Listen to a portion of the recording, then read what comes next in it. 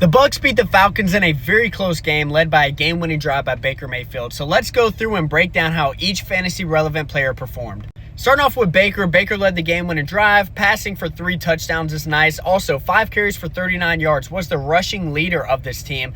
That's awesome. That's what you want to see about Baker. The rushing upside's there. So yeah, Baker with a great performance. Moving on, Michael Penix attempted 42 passes, which is absolutely insane, but he looked apart. He looked pretty good, looked like a starting caliber quarterback. This is somebody who I was kind of low on, but he came out and showed out. There's a lot to be excited about. Moving on to the running backs, Bucky Irving was the clear lead back here. He had 14 carries for 37 yards, which isn't great, but the 4 receptions and the touchdown kept him fantasy relevant. I expect him to still be a running back 1 moving forward. I'm not worried about him. Then we have Bijan Robinson. Bijan had 12 carries for 24 yards. That's not great efficiency, but he did have 100 receiving yards, which is absolutely insane, and 1 receiving touchdown, leading to a great day for him. Tyler Algier had 10 carries for 24 yards, which is also terrible efficiency. I don't know why they even still utilize this guy. Moving on to the receivers, Emeka Egbuka had a day. This kid is super talented with 23.6 fantasy points, 9 yards on the ground with 1 carry, and then 67 yards and 2 touchdowns.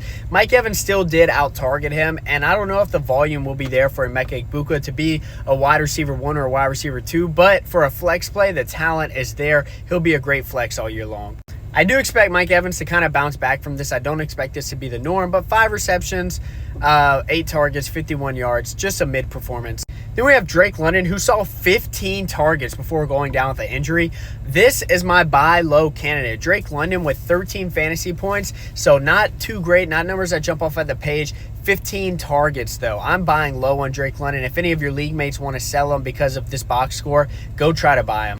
Of course, McLeod was fantasy relevant because Darnell Mooney's out. Same thing, Kyle Pitts kind of saw uptick in involvement because Darnell Mooney was out, but not too huge on Kyle Pitts moving forward. Cade Otton actually didn't take in any of his 3 targets, which is not great for these Cade Otton owners. That's why I did sell Cade Otton before the season. So yeah, that's the recap of the Bucs and the Falcons, giving you all of my fantasy relevant players and how they performed. Make sure to stay tuned. I'll be doing this with every single game out of week 1.